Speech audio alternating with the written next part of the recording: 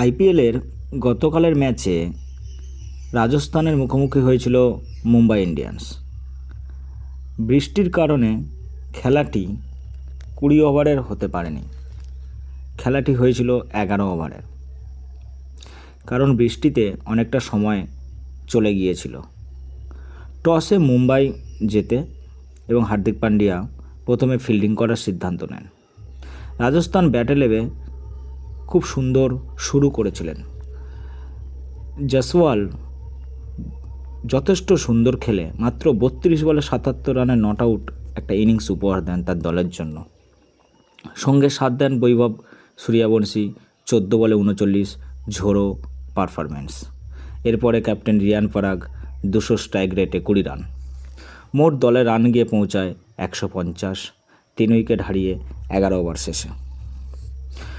মুম্বাইয়ের বোলিং খুব একটা ভালো কেউ করতে পারেনি।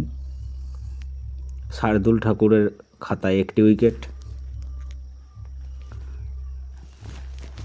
বুমরাও খুব একটা ভালো পারফরমেন্স করতে পারেনি। মুম্বাই ইন্ডিয়ান্স ব্যাট করতে নেমে ওপেনার এবং পরবর্তী ব্যাটসম্যানরাও খুব একটা ভালো রান করতে পারেনি। সবই অল্প রানে ডাক আউটে ফিরে যায়। মাত্র 123 রান তারা করতে পারে, সেখানে 9 উইকেট তারা হারিয়ে ফেলে এবং 11 ওভার কমপ্লিট হয়ে যায়। রাজস্থানের বোলিংয়ের সন্দীপ শর্মা, রবি বিষ্ণই এবং বার্জার যথেষ্ট ভালো বল করে দলকে জয়ের লক্ষ্যে পৌঁছে দিয়ে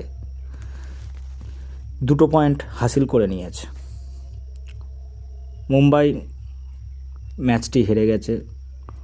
হয়তো ম্যাচটি ছোট ছিল বলে ঠিকমতো তারা খেলতে পারেনি বা পারফরমেন্স দিতে পারেনি।